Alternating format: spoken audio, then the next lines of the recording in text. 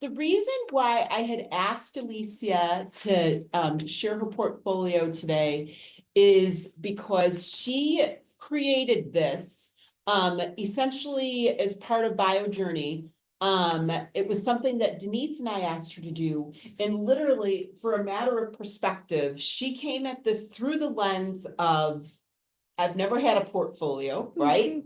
I'm not sure how to create a portfolio. I don't know what I would put on a portfolio. And we did not necessarily have a horse in the race, so to speak, in terms of what platform she used. And we certainly gave a little bit of guidance around the things that we would have liked to see Alicia include as a Master's of Biology student. But we really wanted this to be something that Alicia sort of tested out different ways to create this, and she can really speak to that process of creating a portfolio as well as what's included in her portfolio. So Yes, thank you, Alicia. of course. So I said already, I am a master's student in biology, and creating a platform like this from a portfolio perspective, there wasn't much information about it, and people often wonder why create one. But I created it because it's a digital collection of all your accomplishments, your experiences, and just a little bit more about you. Because with the resume, it's a one piece of paper. And with this portfolio, different tabs can be created to tell more about your story and showcase a little bit more about yourself. So what I used is Google Docs or Google Sites, which basically everyone with an OU email has access to this website to create it. And it makes it easy so that you can copy a link and just provide it and share it with anyone. So to the tabs of the list that I created: home, about me, interprofessional experience, relevant coursework, research, volunteer experience, and my goals. I got the agenda for this based off of what you include in a normal resume, but more so you get to talk a bit more about your research experience and volunteer experience and goals a little bit more compared to a resume. So going through my homepage, which is this one, I kind of just introduced myself as a person, and a lot of portfolios done on my research basically start off with a quote and then you including your contact information of different ways how to get a hold of the person, as well as professional links to your social media accounts to where you can find different people. And it's easy as you click this button and it shows you a different perspective of how to get into LinkedIn. And this About Me page, you kind of just I summarize the person of what my initiatives as a student are right now, as well as my interests and what I like to do on my leisure time, because you don't get to showcase that in a resume. So just in this portion, I explained a little bit more about me, my path to why I like science, what I do, and then I also included different pictures of things that I do on my leisure time. And then moving on to interprofessional experience. In resumes, normally you kind of summarize your experience through accomplished statements. So in here you get to explain in a more detailed passage of things that you did. So in my interprofessional experience, I included different student organizations that I was in, and also job postings that I have fulfilled in the past or currently am doing. Again, showcasing a little bit more of what I've been doing within these positions. This is just an example. I have a question for you. Yes. So one of the things that immediately impressed me the very first time that I saw this is how visually pleasing all of it is, right?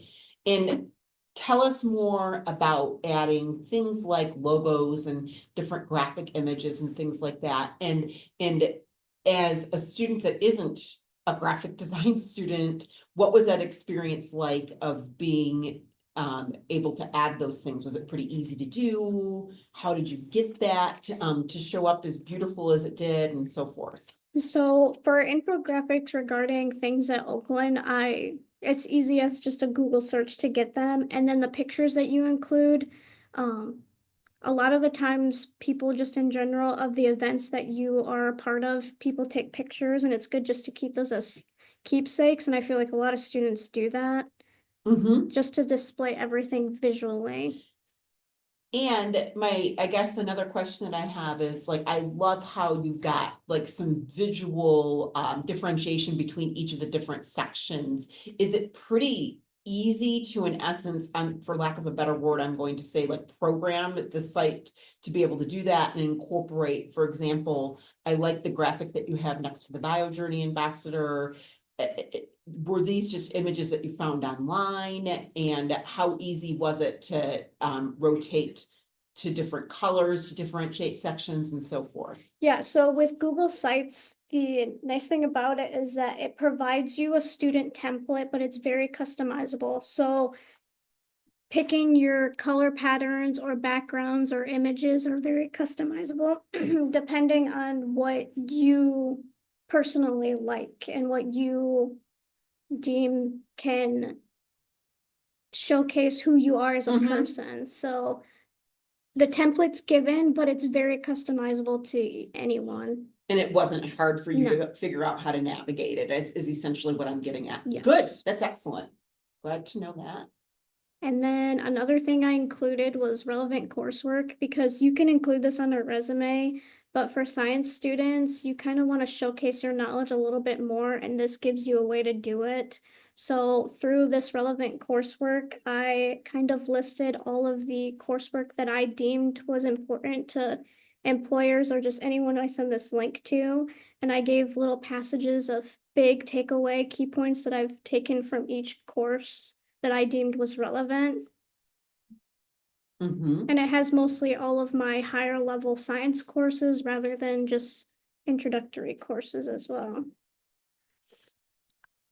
And then this is the special tab that you get to talk a little bit more about with research, because on a resume, it's just, as in you give research, what you do, what your position was, but here you get to explain in depth of your research. So this is just mine. Basis of what I was doing in my lab. I included pictures because you don't get to see this on a resume, so it's very easy to visualize it, and as well describe the different things that you were doing, as well as include acquired laboratory skills and techniques, which a lot of people don't get to share, such as showing pictures of all the different equipment that I've used and different procedures that I've done with mice. And you get to do it a little bit more in depth as well. Along with volunteer experience, this is where I stated that you take pictures and you kind of keep them. So this again showcases the type of person that you are, just in different social settings and the different nonprofit or profit organizations that you've worked with, and their kind of aim of what they do as a company, an organization, and what you do on your free time outside of academics. I love that. Yeah, and Ascension has changed its name again. Mm-hmm. And then for goals, this is kind of just a personal thing that you can keep track of, is set different goals each academic year, which I found this in a few different portfolio researches that I've done. And you have the ability to reflect on the goals that you set from each academic year. So this is something that I noticed, that portfolios are you update them as time goes on and as you gain more experience. So even though I created this a little bit ago, I still have things that I can go back and update, such as like volunteer research and more goals that I want to set for myself for the next coming year.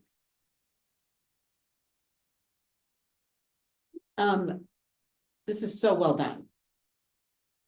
Another question that I have, and we didn't talk about this beforehand, Lisa, so you're gonna be answering off the cuff, which is what I hope you will do. Have you embedded a link to this on your resume? Yes, I did so in a QR. Yeah, okay. form. So this is you could either do it as a link or a QR Yeah. code. I put the QR code in the very top of the corner of my resume, so it's an easy action to take. And my next question, I'd love your like truly honest student opinion on, Mhm. because I'm not even, I don't know enough about this process to fully understand whether this would be appropriate for you or not. So Alicia is going to be going through the medical school application process very soon. Mhm. And do you anticipate when you get ready to, present yourself as a candidate for that you'll try to find a way to be able to share this portfolio as part of that process? Or tell me more about what you're envisioning there. And it's okay if you don't think it would be appropriate. I think I haven't necessarily thought about that in that Mhm. aspect. I've more so thought about it as preliminary actions before getting into medical school. You need a lot of experience when it comes to jobs as like a scribe tech or a medical assistant. And it's a very competitive field, and so many pre-professionals, not even pre-medical, are trying to get these things. And I impose this portfolio as me setting myself apart from different students trying to do that. Mhm. So that's how I see it in my point of view.